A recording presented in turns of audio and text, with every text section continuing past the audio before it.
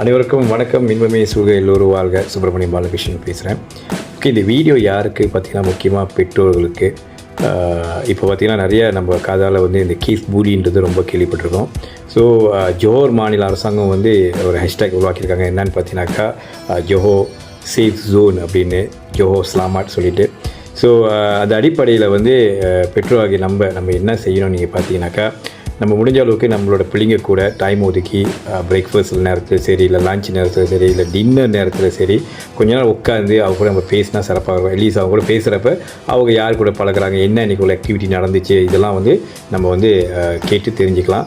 அது மட்டும் இல்லை, நம்ம என்ன பண்ணலாம் அடுத்த நடவடிக்கை பார்த்தீங்கன்னாக்கா, ஸ்கூலுக்கு தொடர் கொண்டு ஸ்கூலில் உள்ள ஆக்டிவிட்டி அவர் எப்படி கலந்துட்டுருக்காரு, என்ன ரெஸ்பாண்ட் பண்ணுறாங்க, இதெல்லாம் நம்ம தெரிஞ்சுக்கலாம். ஓகே, அது மட்டும் இல்லை, முடிஞ்ச அளவுக்கு நம்ம என்ன செய்யலாம்னாக்கா, சமயம் சம்மந்தப்பட்ட விஷயத்தில் ஈடுபாடை அவங்களுக்கு கூட கொண்டு கொடுத்தீங்கன்னாக்கா அவங்களுக்குள்ள ஒரு செல்ஃப் டிசிப்ளின் நம்ம உருவாக்க முடியும். ஸோ இந்த 3 விஷயங்கள் ரொம்ப முக்கியமான ஒரு விஷயம்.